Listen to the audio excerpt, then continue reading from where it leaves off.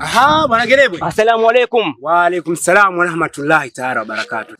Heri bwana. Ndio. Bwana sikiliza, afadhali nimekutana na wewe. Sawa kabisa. Wewe bwana si ndio ulikuwa mshenga wa mwanangu? Hujakosea. Sasa nisikilize. Ndio. Mimi bwana nisikilize. Mimi nataka urudi kule ukachukue ile langu. Mimi nimegaili sitaki ndoa. Bwana. Sababu nini sasa? Nisikilize. Mimi sitaki ndoa. Mimi si ndo baba. Sawa, lakini Shegerebwe, anayeoa ni mtoto wako au ni wewe? Anaoa mwanangu, lakini mimi simtaki yule mwanamke. Shegerebwe, una akili kichwani, una akili tumboni. Yaani jambo la heri ambalo Mwenyezi Mungu amelihalalisha, leo nataka kuelekea vipingamizi. Shida nini? Nisikilize bwana. Yule mwanamke mimi nimemkuta kwa macho yangu. Anakunywa zile pombe zinazochanganywa majani ya chai, amila, na sukari. Inaitwaje hii? Inaitwaje? Hiyo. Anakunywa mwanzo yule mwanamke kama chizi. Asalamu alaykum. Wa alaykum salaam wa rahmatullahi wa barakatuh. Barabarani vipi? Afadhali hata umetokea. Tatizo maana naona hapa kuna mtihani mzito ambao unashindwa hata kuubeba. Lakini kwa sababu umetokea naomba unisaidie. Maana ushe amenipa barua nipelekeni Kapose huko. Maana Omari anataka kumuoa kuna binti.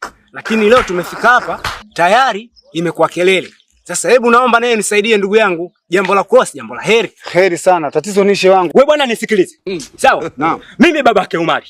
Unanielewa? Unafahamu? Ule bwana alikuwa mshenga wa mwanangu. Lakini kule alipopeleka ile na mimi ile ndio niliotoa. Ya posa ya mwanangu. Simtaki yule mwanangu. Mungu Mwenyezi Mungu kwanza. Unaoa wewe anaoa Omari. Anaoa mwanangu lakini mimi simtaki yule mwanamke. Hebu nielewe. Kwanza tumwogope Mwenyezi Mungu. Mwenyezi Mungu anakuambia vipi? Iza tazawwaju rajula nusfa dina itakullaha fi nusfin baqi wangu. Pindi anakuwa mja anapoolewa ametimiza nusu ya dini, amche Mungu katika nusu iliyobakia. Wewe ukimgairisha kwa je, unamtafutia jambo gani yule binti? Unataka kuvunja ndoa?